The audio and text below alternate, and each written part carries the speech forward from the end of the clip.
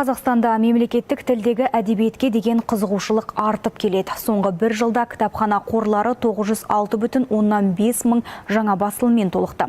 Қазақ тіліндегі әдебиеттер қорының өсімі бойынша Павлодар облысы 47% көрсеткішпен елімізде көш бастап тұр. Қазақ тіліндегі кітаптарға деген сұраныс жыл сайын артып келеді. Соңғы бір жылда еліміздегі көп кітапханалар оқырмандарына 88,9 миллион құжат ұсынса, соның 53,4 миллионы немесе 60,1% қазақ тіліндегі басылымдар болған. Бұл үрдіс Павлодар өңірінде де айқын байқалады. Облыстық кітапхана қорындағы қазақ әдебиеті мен ғылыми танымдық еңбектер оқырман тарапынан жоғары сұранысқа ие. Bizim оқырмандар, облыс бойынша оқырмандар мына Қабен Жұмадиловтың шығармаларын көп оқиды.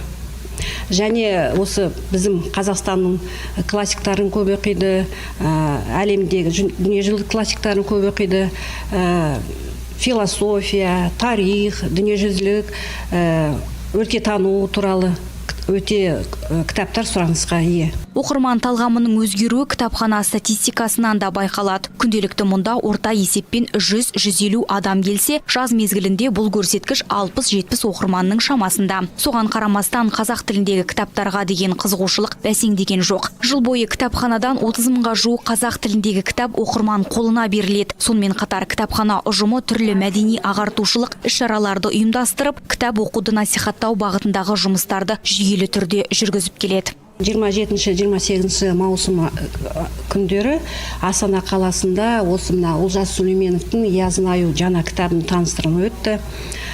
Осы кітап Павлодар облысының әкімшілік қолдауымен шықты. 5000 дана шығарымы.